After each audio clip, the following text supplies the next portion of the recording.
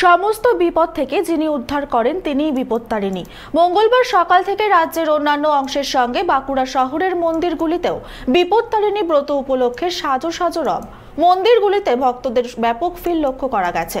বিপত্তারিণী ব্রত নিয়ে নানান লোককথা যেমন প্রচলিত আছে, তেমনই পুরাণেও এর উল্লেখ পাওয়া যায়। পুরাণ মতে শুম্ভ ও নিশুম্ভ নামক দুই অসুরের হাতে দেবতারা পরাজিত হয়ে হিমালয় পর্বতে গিয়ে দেবী মহামায়া স্তব করতে শুরু করেন। ঠিক সেই সময় দেবী ভগবতী পার্বতী ওখান দিয়ে যাচ্ছিলেন।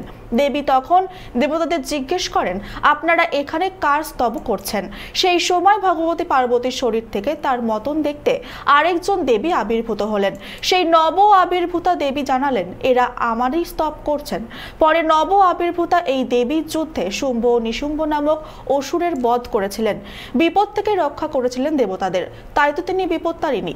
অন্য আরেকটি পৌরাণিকে উল্লেখ আছে, কোনো একদিন মহাদেব তামাশা করে দেবী পার্বতীকে কালী বলে উপহাস করেন। এতে দেবী পার্বতী ক্রুদ্ধ হয়ে তপস্যার মাধ্যমে নিজের কৃষ্ণবর্ণার রূপ পরিত্যাগ করেন। সেই কৃষ্ণবর্ণা স্বরূপ দেবী হলেন বিপত্তারিণী। দেবীর পার্বতীর অঙ্গ থেকে সৃষ্ট জয় দুর্গা কৌশিকী দেবী বিপত্তারিণী দুর্গা। আজকে হলো বিপত্তারিণী পুজো। সকাল থেকে সবাই উপবাস করে আমরা মায়ের কাছে পুজো দিতে আসি। সকলের মঙ্গল কামনার্থে মা যেন সকল বিপদ থেকে আমাদের উদ্ধার করেন। সমস্ত শহরবাসীকে, সবাইকে, সমস্ত দেশবাসীকে মা মহামায়া যেন বিপদ থেকে রক্ষা করেন আমাদের। সকাল থেকে স্নান করে পুজোর এই যে ধূপ, তুলসী পাতা, তারপর দূর্বা দিয়ে মায়ের তাগা বানানো হয় লাল সুতো দিয়ে। যে সুতোটা এখানে এসে যারা পুজো করেন, পূজারী ব্রাহ্মণদের স্ত্রী আছেন, তারা পরিয়ে দেন হাতে আমাদের। আর মায়ের কাছে পুজো দিই আমরা সমস্ত ফল দিয়ে। বিপত্তারিণীর পুজো আমরা কেন করি? আমরা সংসারের মঙ্গলের জন্য বিপত্তারিণীর পুজো করি।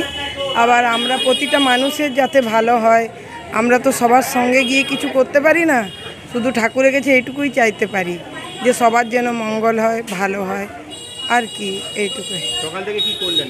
সকাল থেকে তো পুজোর জন্য প্রচুর প্রস্তুতি থাকে। এই পুজোটা মানে দুর্গা পুজোর মতোই পুরো প্রস্তুতি থাকে। 13টা ফল, সুপুরি, পান, সমস্ত কিছু, বা লুচি, সুজি, ফুলুরি সমস্ত কিছু বানানো, সব কিছু বানিয়ে মায়ের কাছে সমর্পণ করলাম। চাইছি সবার ভালো হোক, ঈশ্বর যেন সবার ভালো করে, শান্তি শৃঙ্খলা বজায় থাকে যেন। বাঁকুড়া থেকে নবেন্দু হাটের রিপোর্ট, চ্যানেল 24/7।